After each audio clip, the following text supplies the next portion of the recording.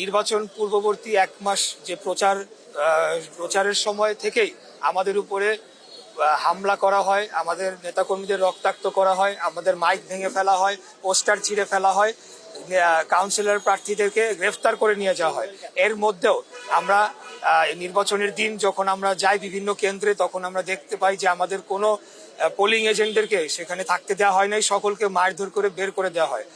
Polling vote কেন্দ্রগুলো বেশিরভাগই 9:30টার দিকে খোলে এবং 1-1.5 ঘন্টা ভোট গ্রহণের মতো হয়ে পরবর্তীতে সেগুলোকে বন্ধ করে দেওয়া হয়। আমিও বিভিন্ন কেন্দ্রে যে সেগুলোকে বন্ধ পাই এবং পরবর্তীতে ইভিএম এ কারচুপি করে সেগুলো আমার ভোটকে যে 1.5 ঘন্টার মাধ্যমে আমি যে ভোট পেয়েছিলাম 2 লক্ষ সামথিং, সেটিকে ওভারকাম করার জন্য সারা দিন ব্যাপী আপনার ইভিএম দিয়ে আপনার কারচুপি করা হয় এবং পরবর্তীতে 6:30টার দিকে ফলাফল ঘোষণার কথা থাকলেও সেটা হঠাৎ করে বন্ধ করে দিয়ে রাত 1:30টার সময় ফলাফল একতরফাভাবে ঘোষণা করা হয়।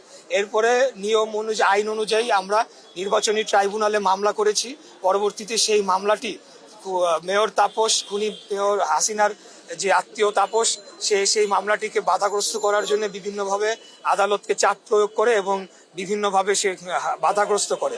পরবর্তীতে 5 তারিখের পরে আমাদের সেই মামলাটি আবার পুনরুজ্জীবিত করা হয় এবং সকল সাক্ষী শুনানির শেষে আমরা আদালতের রায় আজকে পাই। তো আমি বলতে চাই যে আমার অনুভূতিটি হচ্ছে এই যে আমি ন্যায় বিচার পেয়েছি। এখানে ক্ষমতায় যাওয়া, মেয়র হওয়া, চেয়ার, এগুলা কোনো মুখ্য বিষয় না আমার কাছে, একদমই এটা না। আমার কাছে মুখ্য বিষয় হচ্ছে আজকে ন্যায় বিচার পেয়েছি।